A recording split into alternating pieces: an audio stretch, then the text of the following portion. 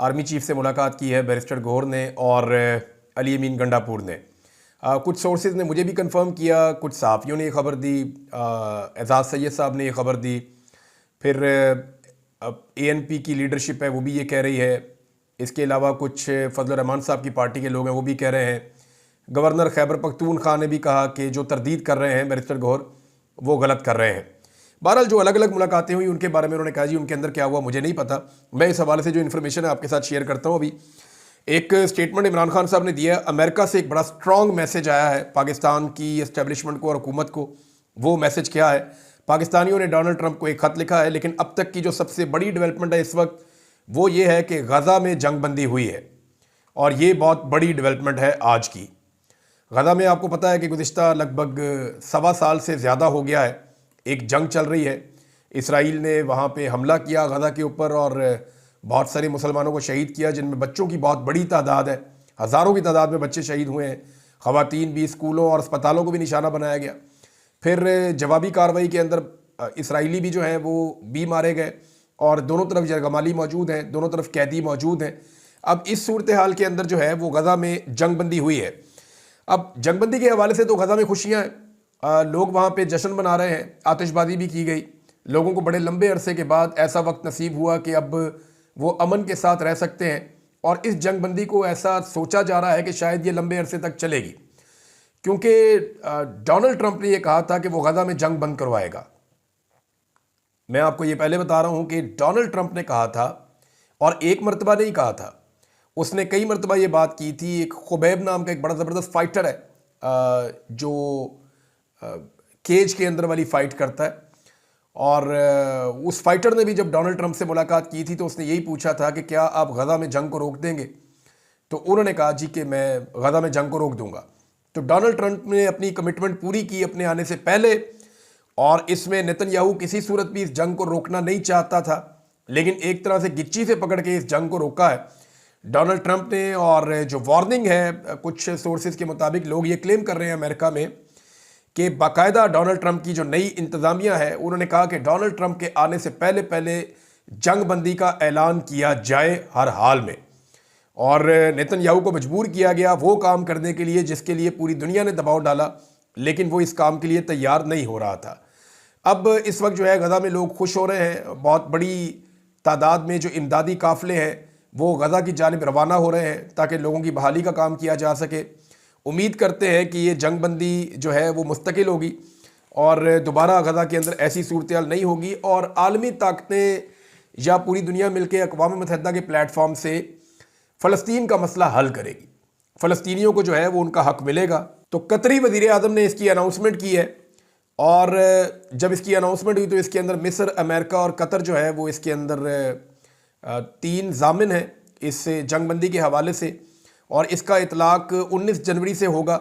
Hamas और Israel के साथ जंगबंदी के मराइल पर अमल दरामद होगा। दोनों तरफ के जो कैदी हैं वो भी वापस किए जाएंगे, और कतरी वज़ीर आज़म ने कहा कि हम गज़ा में अपने भाइयों को तनहा नहीं छोड़ेंगे। तवक्को है कि मुआहिदा एतवार से नाफजुल अमल हो जाएगा, वक्त का ऐलान बाद में किया जाएगा। और उन्होंने कहा कि मुआहिदे के पहले मरहले में इसराइली यरगमालियों और फ़लस्तीनी कैदियों की रिहाई होगी। मुआहिदे के पहले मरहले में बेघर अफराद के घरों को उनकी वापसी होगी, और आहिस्ता आहिस्ता जो है वो फिर ज़ख्मियों को निकाला जाएगा, मरहम पट्टी की जाएगी, गज़ा की पट्टी से इलाज की सहूलियात जो है वो फराम की जाएंगी, और तमाम फ़रीक़ैन पर अपने वादों को पूरा करने पर उन्होंने कहा जी कि हम ज़ोर देते हैं। अब ये जो जंगबंदी हुई है इससे दुनिया को उम्मीद है कि जो मिडल ईस्ट है वहाँ पे दोबारा ऐसी सिचुएशन ना बने। डोनाल्ड ट्रंप को एक ख़त पाकिस्तानियों ने लिखा है, वो ख़त क्या है वो मैं आपको बाद में पढ़ के सुनाता हूँ। पहले इमरान खान साहब का स्टेटमेंट वो इस मौके पे बहुत इंपॉर्टेंट है, क्योंकि देखिए अगर आर्मी चीफ से मुलाकात हो रही है इमरान खान साहब की पार्टी के लोगों की, जो कि रिपोर्ट हो रही है, अब उसको डिनाई किया जा रहा है बैरिस्टर गौहर की जानिब से। तो उन्होंने पहले बहुत सारी चीज़ें डिनाई की, लेकिन बाद में पता चला कि वो गलत थी। और इसी तरह से बहुत सारी चीज़ें आर्मी हमेशा डिनाई करती है। वो ये कहते हैं कि हमारा सियासत में कोई किरदार नहीं है, लेकिन हमेशा उन्हीं का सियासत में सबसे ज़्यादा किरदार निकलता है। तो दोनों फ़रीक़ैन के ऊपर आप एतबार नहीं कर सकते। लेकिन इमरान खान साहब इस वक्त किस मोड के अंदर है, ज़रा उनका स्टेटमेंट आप सुन लें। इमरान खान ने कहा कि पूरी पार्टी को हदायत करता हूँ कि 8 फरवरी को यौम स्याह मनाया जाए, उसकी तैयारियाँ आज से ही शुरू कर दी जाएँ।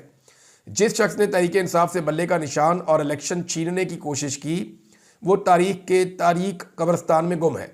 Chief election commissioner Sikandar Sultan Raja की मुद्दत भी कल ख़त्म हो रही है। अगर आर्टिकल 6 इस मुल्क में किसी पर लगाना चाहिए तो वो सिकंदर सुल्तान राजा पर लगाना चाहिए। यही बंदा है, इसने अवाम के मैंडेट को चोरी किया और कादी फ़ायद ईसा ने इस इंतखाबी फ्रॉड को तहफ़्फ़ुज़ फराहम किया। हमारा मकसद पाकिस्तान में शफाफ इंतखाबात, आइन और जमहूरियत की बहाली है। हम चाहते हैं मुल्क में जमहूरियत बहाल हो और कानून की हुक्मरानी वापस आए। मुल्क में मुअत्तल बुनियादी इंसानी हुकूक दोबारा बहाल हों। सेनेटर इजाज़ चौधरी के प्रोटेक्शन ऑर्डर्स जारी ना होना काबिल मज़म्मत है।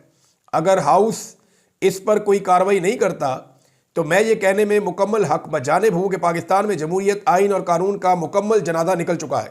अदलिया, पुलिस, एजेंसियों, FIA सबको अपने असल कामों से हटाकर सिर्फ पाकिस्तान तहरीक इंसाफ को कुचलने पर लगा दिया गया है। ऐसा महसूस होता है कि एक आमिर का हुक्म ही मुल्क में कानून है, जबकि आइन और मुंतखब नुमाइंदों की कोई वक़्त नहीं रह गई।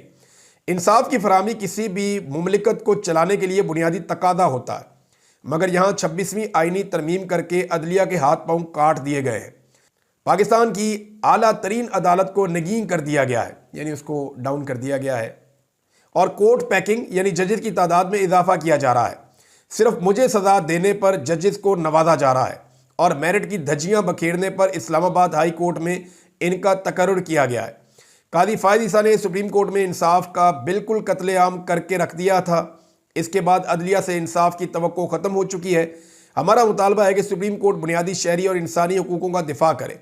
सिविलियन के मिलिट्री ट्रायल की बैनुल अक़वामी और मुल्की कवानीन में कोई गुंजाइश नहीं है। हमारा दूसरा मुतालबा है कि 26 नवंबर और 9 मई के वाक़यात की जुडिशल कमीशन के ज़रिए आज़ाद इंक्वायरी करवाई जाए। मुझे मालूम है कि इन वाक़यात का मास्टरमाइंड कौन है। ये वही हैं जिन्होंने 9 मई की CCTV फुटेज गायब की है। हुकूमत की जानिब से जुडिशल कमीशन की मुखालफत की कोई वजह समझ नहीं आती, मां सवाए इसके कि वो खुद इस वाक़े में शामिल है। मैंने असद कैसर और उमर अयूब को अपोजिशन जमातों से रब्ता करने की हदायत की है। अपोजिशन जमातों से रब्ता करके उन्हें मुज़ाकराती अमल और हमारी सियासी पोजीशन से मुताल्लिक एतमाद में लिया जाए। फार्म 47 के तहत वजूद में आने वाली हुकूमत अवाम के दुखों का मदावा नहीं कर सकती। पूरे पाकिस्तान में बलूचिस्तान मॉडल नाफिज कर दिया गया है। जब तक बलूचिस्तान में मुंतखब लोगों की हुकूमत नहीं आएगी, हालात पुरसकून नहीं होंगे। बलूचिस्तान में रियासती जुल्म काबिल मज़म्मत है। अवामी मसाइल का हल कभी भी बंदूक और फौज नहीं होता। यही मामला अब बाकी मानदा मुल्क का भी हो चुका है। मुझ पर दबाव डालने के लिए अलकादर जैसे झूठे मुकदमात बनाए गए हैं। पाकिस्तान में जिन्होंने अरबों रुपए चोरी किए वही हुक्मरान बन गए हैं, सिर्फ इसलिए कि उन्होंने डील की। नवाज शरीफ के बेटे ने 9 अरब का फ्लैट मलिक रियाज को 18 अरब में बेचा। सवाल तो यह है कि नवाज शरीफ के बेटे के पास 9 अरब रुपए कहां से आए। पनामा में इनसे जो रसीदें मांगी गईं वो आज तक नहीं दी गई। कादी फ़ायद ईसा के साथ मिलकर हुदैबिया पेपर मिल्स में अरबों रुपए की मनी लॉन्ड्रिंग माफ़ करवाई गई। नैब तरामीम बहाल करके कादी फ़ायद ईसा ने म्यूचुअल लीगल असिस्टेंस की कानूनी हैसियत को ख़त्म किया, क्योंकि वो खुद इसके बेनिफिशरी थे।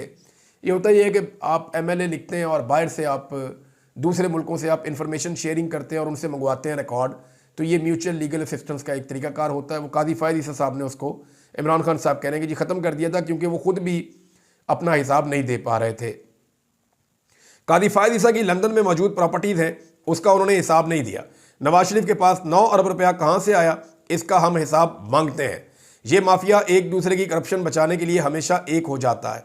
यही पाकिस्तान के स्टेटस को और तरीके इंसाफ में फ़र्क है।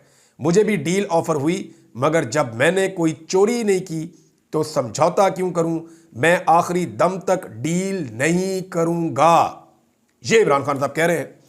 अब इमरान खान साहब कह रहे हैं कि मैं डील नहीं करूंगा, तो आर्मी चीफ से पाकिस्तान तहरीक इंसाफ के लोगों की मुलाकात क्यों हो रही है। आर्मी चीफ ने एक स्टेटमेंट भी दिया ना, वो स्टेटमेंट इस मौके पे बड़ा मानी खेद है। आर्मी चीफ ने कहा जी गलतियां सबसे होती हैं, हम सब गलतियां करते हैं, और साथ ही उन्होंने ये कहा कि मिल के आगे बढ़ने से मसाइल हल हो जाएंगे। अब इस तरह के स्टेटमेंट अगर आर्मी चीफ की जानिब से आ रहे हैं तो इसका मतलब क्या है। इसका मतलब ये है कि कहीं पे वो भी चाह रहे हैं कि मामला अब हल हो जाएं। वो क्यों चाह रहे हैं मामला हल हो जाएं, इसके लिए हमें जाना पड़ेगा अमेरिका, जहाँ से मैंने कुछ खबरें इकट्ठी की हैं। और पहली खबर ये है कि जो अमेरिका में ओवरसीज़ पाकिस्तानी है, मैं अभी नाम नहीं लूँगा बंदे का, इन्होंने मुलाकात की है। इनकी एक्चुअली जो लारा ट्रंप है उनसे रब्ता रहता है और ज़्यादा रब्ता रहता है डोनाल्ड ट्रंप जूनियर से। तो डोनाल्ड ट्रंप जूनियर जो है वो पाकिस्तानी जो डायस्पोरा है अमेरिका में, उनके साथ ज़्यादा कनेक्टेड है। उनसे जब रब्ता किया तो उन्होंने यकीन दहानी करवाई कि पाकिस्तान में बड़ा स्ट्रॉन्ग मैसेज भेज दिया गया है हमारी जानिब से इंसानी हकूक़ की खिलाफ वर्जियों और इमरान खान के साथ होने वाले जुल्म और ज़्यादती के हवाले से हमने बड़ा स्ट्रॉन्ग मैसेज भेजा है। आप आने वाले हफ्तों में नताइज देखेंगे।